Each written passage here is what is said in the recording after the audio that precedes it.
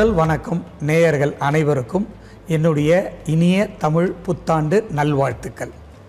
நான் ஐஸ்ரீ கணேஷ், ஐஸ்ரீ வேலன் அவர்களுடைய மகன். நான் பாரத் சீனியர் செகண்டரி ஸ்கூலில் அடையாறில் 10th வரைக்கும் படித்தேன். CBSE school. அவ்வளோ பிரைட் ஸ்டூடெண்ட் கிடையாது, ஒரு பிலோ ஆவரேஜ் ஸ்டூடெண்ட் தான். பட் இருந்தாலும் 10th ரொம்ப கஷ்டப்பட்டு பாஸ் பண்ணேன். பிகாம் படித்தே ஆகணும் அப்படின்னு எங்கள் அப்பா சொன்னதுனால நிறைய காலேஜுக்கு அப்ளை பண்ணி எங்கேயுமே எனக்கு சீட்டு கிடைக்காம கடைசியில் பச்சையப்பன் கல்லூரியில் மிகவும் கஷ்டப்பட்டு பிகாம் சீட்டு கிடச்சிச்சு. 1984-85 பேட்ச்சு. அதில் போய் சேர்ந்து அங்கே பிகாம் படிச்சுட்டு இருந்தேன். 2வது வருஷத்துலேயே என்னுடைய அருமை தந்தை ஐஸ்ரீ வேலன் இறந்துட்டார். அவர் இறந்த உடனே எங்கள் குடும்பமே நடு தெருவுக்கு வந்துடுச்சு. என்ன பண்ணுறதுன்னு தெரியல. நான் மீண்டும் படிக்கணும், டிகிரியை முடிக்கணும், இன்னும் 1 வருஷம் இருக்குது. அது மட்டும் இல்லாமல் நான் பச்சையப்பன் கல்லூரியில் மாணவர் பேரவை செயலாளராக தேர்தலில் நின்றுட்டு இருந்தேன். அந்த ஒரு சமயம் அதை தேர்தலில் கண்டினியூ பண்ணுறதா இல்லை படிப்பை நிறுத்துறதா குடும்பத்தை பார்க்குறதா அப்படின்ற ஒரு மிக இக்கட்டான கஷ்டமான ஒரு சூழ்நிலையில் தள்ளப்பட்டேன். அப்பா இறந்த உடனே அதிலிருந்து மீண்டு அந்த தேர்தலில் நின்று மாணவர் பேரவை செயலாளராக வெற்றி பெற்று உடனே அன்னைக்கு இருந்த சீஃப் மினிஸ்டர் புரட்சி தலைவர் எம்ஜிஆரை போய் பார்த்து, ஐயா இந்த மாதிரி நான் எலெக்ஷனில் நின்று அதிமுக சார்பாக நான் மாணவர் பேரவை தேர்தலில் பச்சையப்பன் கல்லூரியில் முதல் முறையாக வெற்றி பெற்றிருக்கேன்னு அவர்கிட்ட ஆசீர்வாதம் வாங்கி, அதுக்கப்புறமா என்னுடைய தந்தை இறந்தப்புறம் நான் எவ்வளோ கஷ்டத்தில் இருக்கோம், குடும்பம் எவ்வளோ கஷ்டத்தில் இருக்குதுன்றதெல்லாம் அவருக்கு தெரிவித்தேன். ஆனால் அவர் அதை நம்பாமல் என்னை அனுப்பிட்டார். அதுக்கப்புறமா தான் தெரிஞ்சது அவர் 2 சிஐடியை வீட்டுக்கு போட்டு நான் சொன்னதெல்லாம் உண்மையா அப்படின்றத கண்டறிஞ்சு அதெல்லாம் உண்மைன்னு தெரிஞ்சதுக்கப்புறமா என்னை வர வச்சு எனக்கு பணம் கொடுத்தாரு ஒரு பாக்கெட்டில். அந்த பணத்தை வச்சு தான் என்னுடைய வாழ்க்கையே நான் தொடங்கினேன். அந்த நாளை என்னால் மறக்கவே முடியாது. எனக்கு பணம் கொடுத்து என் வாழ்க்கையில் விளக்கேற்றி வச்சுட்டு புரட்சி தலைவர் எம்ஜிஆர் டிசம்பர் 24ஆம் தேதி இறந்துட்டார். அதை 87 இயரில். அதிலிருந்து என்ன பண்ணுறது ஏது பண்ணுறதுன்னே தெரியல. ஆனால் எனக்கு வாழ்க்கைக்கு ஒளியை காட்டிட்டார். அதனால் அந்த பணத்தை வச்சு பி ஃபார்மசி ஆரம்பிக்கலாம், பேச்சுலர் ஆஃப் ஃபார்மசி அப்படின்னு சொல்லி மயிலாப்பூரில் ஒரு ரெண்டட் ஹவுஸு வாடகைக்கு எடுத்து 15,000 ரூபாய் மாதம் வாடகை. அதில் ஃபார்மசி லேபெல்லாம் செட் பண்ணி கல்லூரி ஆரம்பிக்கிறதுக்கு அன்றைக்கி இருந்த ஹெல்த் மினிஸ்டர் மிஸ்டர் முத்துசாமி அவர்களை போய் பார்த்து அவர்கிட்ட ஹெல்ப் கேட்டு அவர் அதுக்கு உண்டான ஹெல்ப்பெல்லாம் பண்ணி நான் அந்த கோர்ஸை ஸ்டார்ட் பண்ணேன். 50 பேருக்கு உண்டான கோர்ஸு.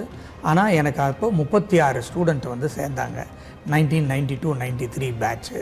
அதுதான் என்னுடைய வாழ்க்கையில் ஃபஸ்ட்டு நான் சொந்தமாக ஆரம்பித்த ஒரு வாடகை கல்லூரி.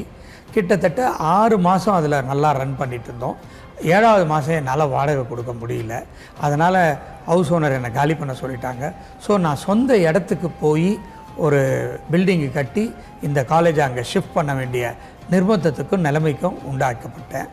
உடனே எனக்கு இந்தியன் பேங்க் கோபாலகிருஷ்ணன் சேர்மன் அவரை போய் பார்த்து அவர்கிட்ட ஹெல்ப்பு கேட்டேன். அவர் உடனே மயிலாப்பூர் இந்தியன் பேங்க் பிரான்ச்சில் எனக்கு 25 லட்சம் சேங்ஷன் பண்ணி கொடுத்தாரு. அந்த பணத்தை எடுத்துகிட்டு போய் பல்லாவரத்தில் ஒரு லேண்டு வாங்கினேன். பில்டிங்கை கட்டி மயிலாப்பூரில் இருந்த ரெண்டட் பில்டிங்கில் இருந்த ஃபார்மசி காலேஜை பல்லாவரத்துக்கு என்னுடைய சொந்த இடத்துல சொந்த பில்டிங்க்கு ஷிஃப்ட் பண்ணி அதிலேருந்து ஸ்டார்ட் பண்ணேன். 93ல் ஃபிசியோதெரபி காலேஜ், 94ல் ஆர்ட்ஸ் அண்ட் சயின்ஸ் காலேஜ், 95ல் கேட்ரிங் காலேஜ், 96ல் ஸ்கூல்ஸு அப்படின்னு 99ல் வேல்ஸ் வித்யாசரம்னு ஒரு ஸ்கூல். அந்த ஸ்கூலுக்கு காலேஜெல்லாம் ஆரம்பித்து காலேஜெல்லாம் நல்லா ரன் பண்ணிகிட்டு இருக்கும்போது எனக்கு 95ல் கல்யாணம் ஆகி 96ல் ப்ரீத்தான்னு எனக்கு ஃபஸ்ட்டு டாக்டர் பிறந்தா. அவளுக்கு 2 வருஷம் கழிச்சு 99ல் ஸ்கூலுக்கு போய் சேர்க்கணுன்ற ஒரு நிலைமையில் இருக்கும்போது தான் ஸ்கூல் எஜுகேஷனுடைய இம்பார்ட்டன்ஸை நான் தெரிஞ்சுக்கிட்டேன். ஸ்கூல் அட்மிஷன், காலேஜ் அட்மிஷன் கூட வாங்கிடலாம், ஆனால் ஸ்கூல் அட்மிஷன் வாங்கிறது அவ்வளோ சிரமமாக இருந்தது. அப்புறமா அதை ஏன் நம்மளே ஒரு ஓன் ஸ்கூலை ஸ்டார்ட் பண்ணக்கூடாதுன்னு சொல்லிட்டு மிஸ்ஸஸ் ஒய்ஜி பார்த்தசாரதி தான் அன்றைக்கி நம்பர் 1 ஸ்கூல் பிஎஸ்பிபி அவங்கள போய் அணுகி அவங்களுடைய உதவியில் பத்மசேஷாத்ரி டைஅப்பில் நான் வேல்ஸ் வித்யாசரம்னு ஒரு 99 ஸ்கூல் ஆரம்பித்தேன்.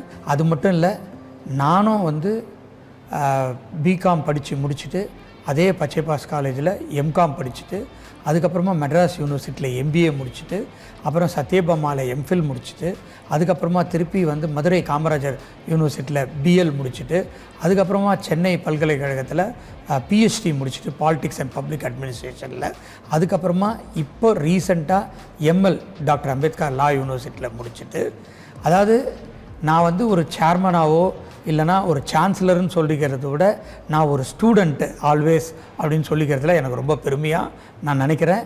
அந்த மாதிரி பெருமையாக எப்பவுமே மாணவனாகவே இருக்கணும்னு நான் ஆசைப்பட்றேன். இன்னும் எந்தாவது கோர்ஸ் படிக்கிறதுக்கு இருக்குதா அப்படின்னு பார்த்துட்டு இருக்கேன். ஏன்னா எப்பவுமே மாணவனாக இருந்தால் எனக்கு ரொம்ப பிடிக்கும் சினிமா, வேல்ஸ் ஃபிலிம் இன்டர்நேஷ்னல். அதாவது எனக்கு இது ரொம்ப இது என்னுடைய பேஷன். சினிமா பார்க்குறது எனக்கு ரொம்ப பிடிக்கும். எனக்கு வந்து எந்த கெட்ட பழக்கமும் கிடையாது. சிகரெட் பிடிச்சதில்லை, ஆல்கஹால் டேஸ்ட் கூட பண்ணது கிடையாது. ஆனால் எனக்கு இருக்கிற ஒரே பழக்கம் வந்து தியேட்டரில் போய் சினிமா பார்க்குறது. அது நல்ல படமாக இருந்தாலும் போய் பார்ப்பேன், படம் நல்லா இல்லைனாலும் ஏன் நல்லா இல்லைன்னு போய் பார்ப்பேன். ஸோ அது என்னுடைய ஹாபின்னு கூட சொல்லலாம் சினிமா பார்க்குறது. அதனால் அது என்னுடைய பேஷன். நான் கூட ஒரு 20-25 படத்தில் நடிச்சிருக்கேன். லாஸ்ட்டாக 2.0 நடித்தேன், ரஜினிகாந்த் சார் படத்தில், சங்கர் சார் டைரக்ஷனில். அதுக்கப்புறமா எந்த படமும் நடிக்கலை, எனக்கு டைம் இல்லை, அதனால் நடிக்க முடியல. இப்போது கிட்டத்தட்ட ஒரு 5 படம் எடுத்துகிட்டு இருக்கேன். ரீசெண்டாக 5 படம் ரிலீஸ் பண்ணேன். டோட்டலாக ஒரு 25 ஃபிலிம்ஸ் இது வரைக்கும் நான் எடுத்துருக்கிறேன். நமக்கு ஒரு ஆப்பர்ச்சுனிட்டி கிடைக்குது. அந்த ஆப்பர்ச்சுனிட்டி கிடைச்சா அதை நம்ம அப்படியே கிராப் பண்ணிக்கிட்டு அதை எப்படி டெவலப் பண்ணணும் அப்படின்னு டெவலப் பண்ணிட்டு போகிறது தான் என்னுடைய கான்சன்ட்ரேஷனே இருக்கும். அதுக்கு மெயின் காரணம் வந்து hard work, honesty and dedication. இந்த 3த்தையும் நான் எப்பவுமே கடைப்பிடிப்பேன். இதுதான் என்னுடைய சீக்ரெட் ஆஃப் சக்ஸஸ்.